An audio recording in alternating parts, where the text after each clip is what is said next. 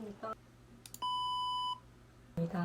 여러분, 혹시 이곳에 발표나 말하기에 대한 극심한 긴장감을 가지시는 분 계십니까?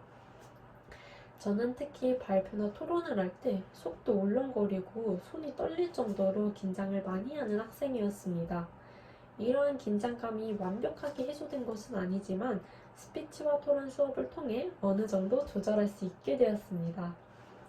저는 오늘 스피치와 토론에서 배운 것들과 그것을 바탕으로 이 수업이 어떠한 긍정적 영향을 줄 수 있는지에 대해 말씀드리고자 합니다. 우선 스피치와 토론 수업을 통해 얻은 저의 자산으로 여길 만한 것들 세 가지를 이 수업의 긍정적 영향과 관련지어 말씀드리겠습니다.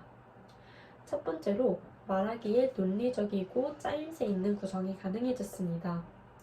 이전까지의 저는 개요서라는 것을 몰라서 늘 대본의 형태로만 발표를 준비했었습니다. 그렇다 보니 서론, 본론, 결론의 구분이 없고 그 안에서도 내용이 비논리적이거나 순서에 맞지 않게 정리되어 어떤 부분을 수정해야 되는지 제대로 파악하기가 어려웠습니다. 그러나 이 수업을 통해서 능률적으로 스피치를 준비하는 방법을 알게 되었습니다. 이러한 것을 바탕으로 어떤 수업에서든지 이 수업에서 배운 논리적 구성법을 응용할 수 있게 될 것입니다. 우리는 더 나은 말하기를 위해서 개요서 등 글을 써보면서 발표 내용을 점검합니다.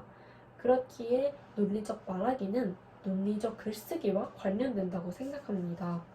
수업에서 배운 것들을 토대로 자신의 스피치 내용을 점검해 나가는 과정에서 논리적 구성법을 터득할 수 있게 될 것이고, 이는 에세이 등 다른 과제에서도 응용될 수 있을 것이라고 생각합니다. 둘째로는 청중의 입장에서 검토하는 습관을 갖게 된 것입니다. 논리적인 말하기를 위해서 고민하다 보니 자연스레 여러 번 읽으면서 검토하는 습관을 갖게 되었습니다. 저는 좋은 스피치를 위해 자신이 준비한 글을 여러 번 읽어보면서 어색한 부분을 점차 수정해 나가는 것이 가장 좋은 방법이라고 생각합니다. 그렇기에 소리내어 반복하여 읽다 보면 연사의 입장에서 짜여진 글이 청중의 입장에서 들리기 시작하고 이 단어가 배경 지식을 필요로 하지는 않는지 등을 고민해보는 습관을 가질 수 있습니다. 이렇게 청중의 입장을 고려하는 습관 역시 다른 수업에서도 필요한 요소 중 하나입니다. 예를 들어 저는 미술학과 학생입니다. 화가는 자신이 표현하고자 하는 바를 그림으로 나타내는 사람이죠. 작가는 자신의 의도를 제대로 전달하기 위해 작품에 단서를 남기게 됩니다. 그 과정에서 대중의 입장에서 그것이 잘 전달될 수 있는지 점검하는 과정을 거칩니다. 아무리 멋진 작품을 만들어도 그 단서를 대중들이 찾아내지 못한다면 의미를 잃게 될 것입니다. 마지막으로 개인별 피드백을 통해 자신감을 기를 수 있었습니다. 저는 평소에 가족들과 이야기할 때 말끝을 흐리는 습관이 있었습니다. 저의 말하기에 설득력이 있는지 제대로 파악하기가 어려웠기 때문입니다. 늘 최선을 다해서 과제를 제출하지만 제가 정말 잘하고 있는 것인지에 대해서는 확신하기가 어려웠습니다.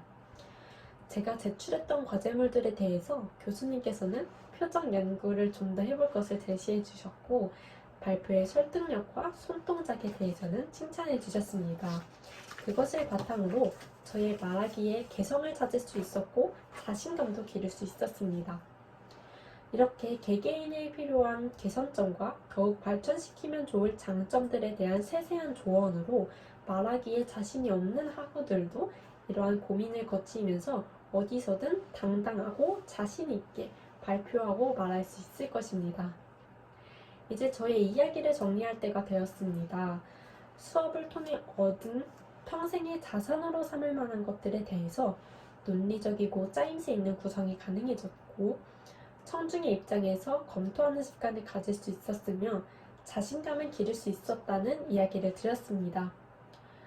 이러한 수업에서 얻은 점들을 바탕으로 상황에 맞는 자신 있는 발표와 어떤 수업에서든 필요한 논리적 구성법을 알게 되었다는 이유로 학우 여러분들께 스피치와 토론 수업 수강을 추천드렸습니다.